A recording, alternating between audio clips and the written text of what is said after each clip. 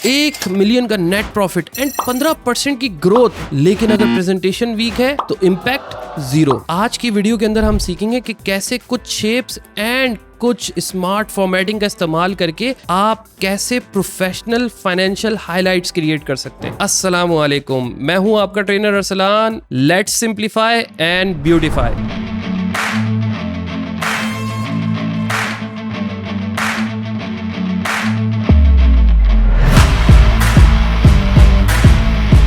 तो अब बारी है हमारे इफेक्ट नंबर 3 की। तो इफेक्ट नंबर 3 जो है वो कुछ इस तरह का नजर आता है। मैंने यहाँ पर जो है वो इसको रेफरेंस के लिए रखा हुआ भी है और इसके बराबर में जो है वो हम ड्रॉ करेंगे। लेकिन यहाँ पर एक बहुत इंपॉर्टेंट चीज, पिछले दो इफेक्ट के अंदर मेरा जूम साइज जो है वो 100% था, लेकिन अभी मेरा जूम साइज जो है वो 175% है। अब इसका इफेक्ट क्या होता है वो मैं आपको इसके एंड में दिखाऊंगा। तो आपने कंप्लीट जो है वो इसको इफेक्ट को बनाते हुए देखने, ताकि आपको पता चले कि ये जूम साइज से फर्क क्या पड़ता है और मैं क्यों इसको एम्फसाइज कर रहा हूं। तो यहां मैं ड्रॉ करना शुरू करता हूं। सबसे पहली शेप जो मुझे लेनी है वो लेनी है अपनी रेक्टेंगल की। तो मैं यहां से इंसर्ट पे जाऊंगा, शेप पे क्लिक करूंगा, रेक्टेंगल लूंगा और यहां से मैं अपना सीधा एक रेक्टेंगल जो है वो ड्रॉ कर लूंगा। तो इस रेक्टेंगल के अंदर भी मैं custom height and custom width दूंगा। तो हाइट मेरी है 1.82, यहां मैं लिख दूंगा 1.82 और विड्थ मेरी है 2.34।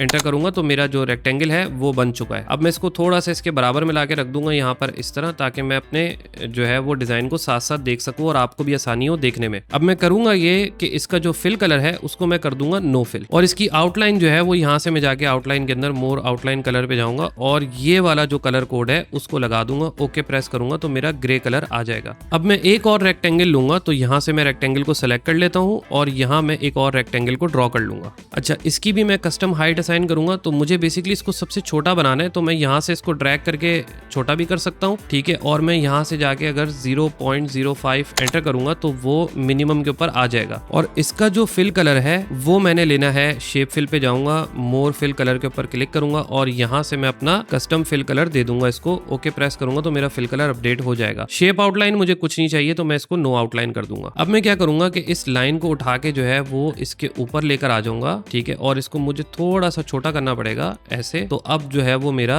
जो शेप है वो बराबर आ गई है। थोड़ी सी मैंने इसको बड़ा करना है स्लाइटली, बस इसको मैं थोड़ा सा और जो है वो ऊपर की तरफ कर दूंगा, ताकि जो ऊपर वाली लाइन है वो जरा इससे छुप जाए। एंड दैट्स इट, यहाँ ठीक है। अच्छा, ऐसा एक्चुअल में नहीं होता है कि आपको इफेक्ट बनाने से पहले डायमेंशंस पता हो। मैं क्योंकि ये इफेक्ट बना चुका हूँ तो मुझे डायमेंशंस का आइडिया है और उसकी वजह से मैं थोड़ा तेज तेज काम कर सकता हूँ। लेकिन जब आप बना रहे होंगे तो आपको थोड़े से ट्विक्स वगैरह करने पड़ेंगे, चीजों को जो है वो ट्राई करना पड़ेगा। लेकिन आप जो है वो अगर बेसिक्स को अच्छे तरीके से समझ गए तो आप अपनी मर्जी की हाइट और विड्थ जो है वो उसको सेट करके अपने हिसाब से शेप को जो है वो बेहतर तरीके से फॉर्मेट कर सकते हैं। अब मैंने बनाना है ये नेट प्रॉफिट। तो नेट प्रॉफिट बनाने के लिए मैं क्या करूंगा कि मैं इंसर्ट के टैब में जाऊंगा और यहाँ से मैं एक टेक्स्ट बॉक्स को ले लूंगा। अच्छा, ये टेक्स्ट बॉक्स मुझे शेप फॉर्मेट के अंदर यहाँ पर भी मिल जाएगा। इसके ऊपर क्लिक करूंगा और यहाँ पर कहीं पर भी मैं एक टेक्स्ट बॉक्स को ड्रॉ कर लूंगा। इस टेक्स्ट बॉक्स के अंदर मैं लिखूंगा नेट प्रॉफिट। टेक्स्ट बॉक्स को सेलेक्ट करूंगा और यहाँ से होम के टैब के अंदर आऊंगा। यहाँ पर मैं अपना फॉन्ट दे दूंगा इसको कैलिब्री और फॉन्ट साइज में इसका रख दूंगा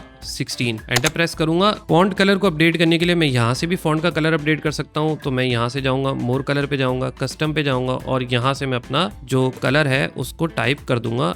ओके प्रेस करूंगा तो मेरा कलर अपडेट हो जाएगा। इसको मुझे बोल्ड भी करना है तो यहाँ से मैं इसको बोल्ड कर लूंगा। अब आप देखें कि ये हल्का हल्का नेट प्रॉफिट की तरह नजर आना शुरू हो गया है। अब मैं इसको उठा के इसके ऊपर ले आऊंगा, ठीक है। और यहाँ से मैं जो है वो इसका जो साइज है वो थोड़ा सा सेट कर दूंगा और मुझे फॉन्ट थोड़ा छोटा लग रहा है तो मैं इसको थोड़ा सा और बढ़ा दूंगा, 18 कर दूंगा इसको। 18 ये अच्छा लग रहा है। अच्छा, एक चीज अगर आप देखें तो मुझे जो टेक्स्ट बॉक्स है उसकी आउटलाइन नजर आ रही है। तो मैं टेक्स्ट बॉक्स को सिलेक्ट करूंगा, शेप फॉर्मेट पे जाऊंगा और यहाँ से जो शेप आउटलाइन है उसको नन कर लूंगा। अब मैं इसी टेक्स्ट बॉक्स को जो है वो कॉपी कर लूंगा, Ctrl+C Ctrl+V, और यहाँ पर जो है अगर मैं नया टेक्स्ट बॉक्स लेता तो फिर वही चीज मुझे जो है वो उसका फॉन्ट चेंज करना होता, उसका साइज चेंज करना होता, उसकी आउटलाइन रिमूव करनी होती। तो ये सारे काम क्योंकि मैं एक शेप पे कर चुका हूँ ऑलरेडी टेक्स्ट बॉक्स पे, तो मैं नेक्स्ट टेक्स्ट बॉक्स के लिए उसी को कॉपी कर लूंगा। तो अब मैं इसको इसकी थोड़ा सा नीचे लेकर आऊंगा यहाँ पर और यहाँ मैंने टाइप करना है 1 मिलियन। ये हमारा आ गया 1 मिलियन। तो इसका जो कलर है वो मैं यहाँ पर होम का टैब मैंने सेलेक्ट किया हुआ है। यहाँ से मैं कलर पे जाऊंगा, मैनेज मोर कलर पे जाऊंगा, कस्टम के अंदर मैं यहाँ पर इसका कलर कोड पेस्ट कर दूंगा। ओके प्रेस करूंगा तो आप देखिए कि ये लाइट हो गया। इसको मैं थोड़ा सा जो है वो स्लाइटली साइड पे कर दूंगा ताकि ये थोड़ा बेहतर लगे। अब मुझे बनाना है ये 15% इंक्रीज। तो मैं क्या करूंगा, मैं इसी को कॉपी करूंगा और पेस्ट कर दूंगा और इसको थोड़ा सा नीचे लेकर आऊंगा यहाँ पर। और अब मुझे यहाँ पर टाइप करना है 15% इंक्रीज, और ये जो साइन है ये डेल्टा का साइन है, मैं अभी आपको बताता हूँ कि ये कैसे आता है। अच्छा 15% इंक्रीज मैंने यहाँ टाइप कर दिया है। अब मैं आपको दिखाना चाहता हूँ कि ये डेल्टा का साइन कैसे आता है। तो यहाँ मैं एक एम्प्टी सेल को सेलेक्ट कर लूंगा। ये बेसिकली कहलाते हैं ASCII कोड।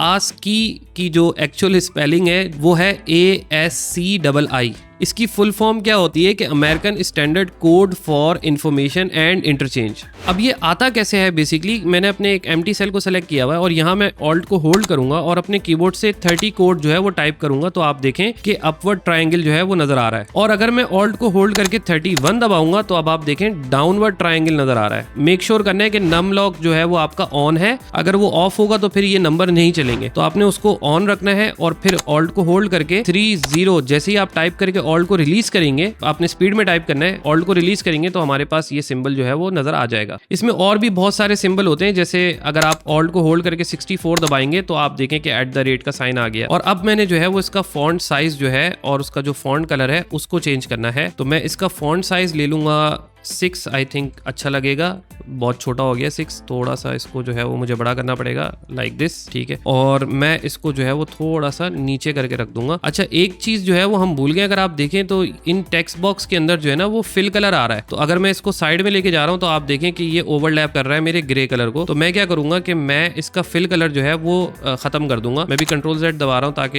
ये अपनी पोजीशन पे वापस चला जाए। शेप को मैंने सेलेक्ट किया हुआ है, शेप फॉर्मेट पे मैं जाऊंगा और यहाँ से शेप फिल को मैं नो फिल कर दूंगा। और इसी तरीके से इस शेप को भी सेलेक्ट करके शेप फिल के ऊपर मैं जाऊंगा, नो फिल कर दूंगा। और अब इसको भी सेलेक्ट करके मैं इसको भी नो फिल कर दूंगा। तो मैं अब जब ओवरलैप करूंगा तो आप देखें कि वो जो फिल कलर है वो नजर नहीं आ रहा। मैं Ctrl+Z दबा रहा हूं ताकि ये वापस से अपनी पोजीशन पे आ जाए। इस टेक्स्ट बॉक्स को जो है वो थोड़ा सा मुझे छोटा करना है, इतना जो है वो सही लगेगा। और इसकी मैं थोड़ी सी पोजीशन को एडजस्ट कर लेता हूं। और अब मैं इसको Ctrl+C Ctrl+V करूंगा और यहाँ पर जो है वो मैं एक और टेक्स्ट बॉक्स जो है वो कॉपी पेस्ट कर दूंगा। अच्छा इसका जो मुझे कलर अपडेट करना है वो है, मैं यहाँ पर टेक्स्ट फिल के कलर के अंदर जाऊंगा, मोर फिल कलर्स पे क्लिक करूंगा और यहाँ मैं इसका जो कलर कोड है उसको पेस्ट कर दूंगा एंड ओके प्रेस कर दूंगा। तो मेरा कलर कोड अपडेट हो जाएगा। अच्छा ये बोल्ड हुआ हुआ है तो मुझे होम पे जाना है, या मैं कीबोर्ड से कंट्रोल को होल्ड करके B दबाऊंगा तो ये अनबोल्ड हो जाएगा। तो अब आप देखेंगे ये थोड़ा बोल्ड है और ये जो है वो हमारा जो है वो बोल्ड नहीं है। अब मैं दूसरे टेक्स्ट बॉक्स को सेलेक्ट करूंगा और यहाँ पर मैंने लिखना है कितना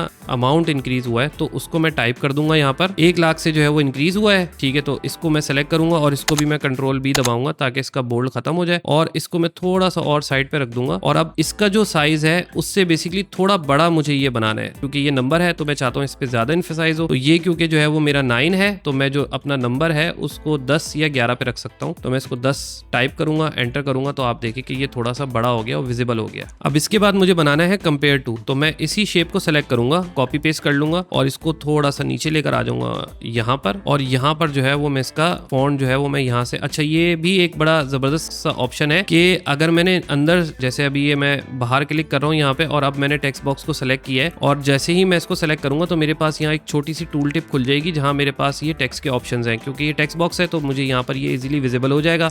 अच्छा ये जो टूल टिप है ये आपको, आप वर्ड आर्ट सेलेक्ट करेंगे तो उसमें भी आपको नजर आ जाएगी, अगर आपने शेप ली है तो उसमें भी आपको नजर आ जाएगी, क्योंकि आपको पता है कि वर्ड आर्ट और ये जो टेक्स्ट बॉक्स है और शेप जो है ये एक ही है बैकएंड के ऊपर। अच्छा फॉन्ट मेरा यही रहेगा कैलिबरी, साइज जो है वो मैं इसको कर दूंगा 9 ताकि ये 15% के बराबर हो जाए। एंटर प्रेस करूंगा तो वो 9 अपडेट हो जाएगा। और अब मुझे इसकी जो है वो वैल्यू अपडेट करनी है, कंपेयर टू लिखना है यहाँ पर। तो कंपेयर टू जो है वो मैंने टाइप कर दिया। अब मुझे एक और चीज करनी है कि इसका जो टेक्स्ट का फिल कलर है वो मुझे चेंज करना है। तो फिल कलर चेंज करने के लिए मैं अपनी शेप को जो है वो सिलेक्ट करूंगा, शेप फॉर्मेट पे जाऊंगा, टेक्स्ट फिल कलर पे जाऊंगा, यहाँ से मोर फिल कलर ऑप्शन लूंगा, कस्टम पे जाऊंगा और यहाँ मैं अपना फिल कलर जो है वो उसको पेस्ट कर दूंगा, ओके प्रेस करूंगा तो आप देखें कि वो लाइट हो गया। अब मुझे इसको थोड़ा सा जो है वो बड़ा करना है और इसको थोड़ा सा जो है वो नीचे करना है ताकि जो है वो मेरा जो गैप्स हैं वो थोड़े से वाजे हो जाए। अब मुझे ये जनवरी 24 एंड दिसंबर 24 लिखना है। तो मैं इसी शेप को जो है वो कॉपी पेस्ट कर लूंगा और यहाँ पर मैं जो है वो इसको लेकर आ जाऊंगा बराबर में। तो यहाँ पर मैंने जो है वो जनवरी 24 और दिसंबर 24 जो है वो उसको टाइप कर दिया है। अब मुझे क्या करना है बेसिकली कि मैं इन दोनों शेप्स को सेलेक्ट करूंगा और शेप फॉर्मेट के टैब के अंदर यहाँ पर अलाइन के अंदर मैं इसको कर दूंगा अलाइन टॉप, यानी ये जो है वो अलाइन ऊपर की तरफ हो जाए दोनों। और सिमिलरली मैं इन दोनों को भी पकड़ के जो है वो अलाइन करूंगा और इसको भी अलाइन टॉप कर दूंगा। तो आप देखें थोड़ा सा स्लाइड इसने जो है वो एडजस्ट किया है यहाँ से। और अब जो मेरी शेप है वो अगर मैं इसको साइड पे क्लिक करूँ तो अब आप देखें अब तकरीबन मुझे बराबर बराबर नजर आ रहा है, बिल्कुल इस जैसी ही लग रही है ये। लेकिन अब वो जो एहतियात वाला काम था वो बताना है। तो अब आप देखें कि अभी इस वक्त जूम साइज जो है वो 175% है। जब मैं अपने कंट्रोल को होल्ड करके जूम साइज को कम करूंगा और मैं इसको 100% पे लेकर आऊंगा तो आप देखें कि ये कितना छोटा हो गया है। जी हाँ, इसीलिए मैं आपको कह रहा था कि सबसे पहले आपने अपना जूम साइज जो है वो उसको सेट करना है और फिर उसके ऊपर आपने जो है वो अपनी शेप्स वगैरह जो भी चीजें ड्रॉ करनी है फिर करनी है। अभी तो ये 100% के ऊपर है। अगर मैं इसको और छोटा कर देता हूँ, 85% पे लाता हूँ, तो अब आप देखें कि ये इसको देखना ही बड़ा मुश्किल हो गया है। अच्छा, तो हम ऐसे शेप्स के अंदर भाई मैनुअली कार्ड्स के अंदर जो है वो एंट्रीज नहीं करते, हाथ से जाके नेट प्रॉफिट या 1 मिलियन या फिर ये परसेंटेज इंक्रीज डिक्रीज हम इसको मैनुअली नहीं करते हैं। अभी तो मैं सिर्फ आपको जो है वो समझा रहा था कि इफेक्ट्स जो है वो बेसिकली कैसे बनाए जाते हैं, तो इसलिए मैंने इसको मैनुअली लिखा है, वरना एक्चुअली में हम इसको फॉर्मूले के थ्रू ऑटोमेट करते हैं, यानी जो भी रिजल्ट फॉर्मूला कैलकुलेट करेगा ऑटोमेटिक हमारे कार्ड्स अपडेट होते रहेंगे। लेकिन ये डैशबोर्ड सीरीज का पार्ट है, बट मैंने सोचा क्यों ना बिगिनर कोर्स के अंदर भी मैं आपको डिजाइनिंग टेक्निक्स भी बताऊं। ऑलराइट, तो आज की वीडियो में इतना ही। मैं इंशाल्लाह मिलता हूं आपसे अगली वीडियो में। चैनल को सब्सक्राइब जरूर करें अगर आप और इसी तरह का मीनिंगफुल कंटेंट देखना चाहते हैं। लाइक का बटन दबाएं एंड कमेंट में अपना फीडबैक या फिर अपना क्वेश्चन जरूर पोस्ट करें। मुझे, मेरी फैमिली को और मेरी टीम को अपनी दुआओं में याद रखिएगा। अल्लाह हाफिज।